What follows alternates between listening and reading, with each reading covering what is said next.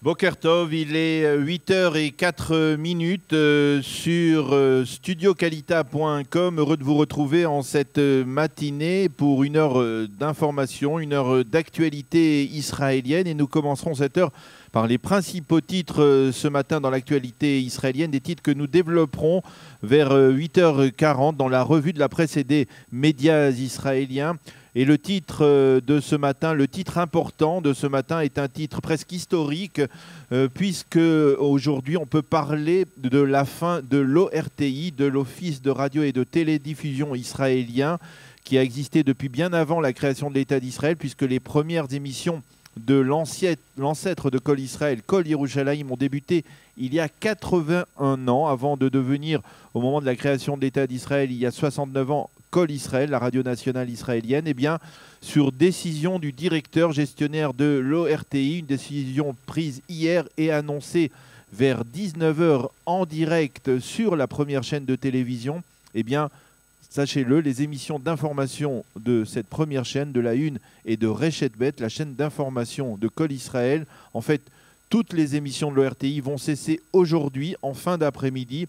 Pourquoi donc cette annonce subite et imprévue? Eh bien, tout simplement parce que le directeur gestionnaire a estimé qu'il fallait laisser aux journalistes et techniciens le temps de faire la transition entre l'ORTI, on peut dire donc presque feu l'ORTI, et le nouveau consortium médiatique qui doit débuter ses émissions et ses programmes, si tout se passe normalement, bien entendu, lundi prochain. Il faut savoir qu'une partie des journalistes et fonctionnaires de l'ORTI ne retrouveront pas de travail dans la nouvelle structure médiatique, ce qui alourdit encore plus ce climat de fin d'époque.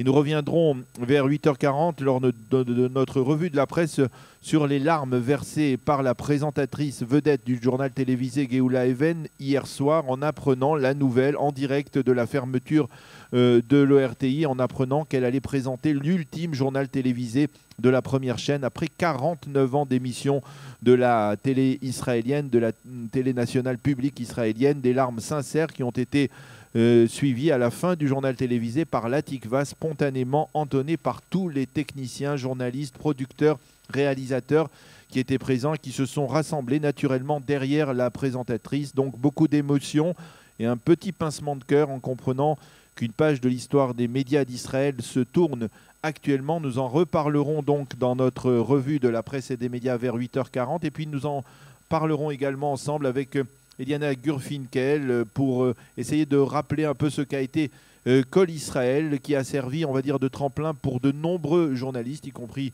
votre serviteur, et qui a été d'une certaine manière le fleuron des organes de presse et de médias israéliens, le précurseur, le pionnier des médias israéliens.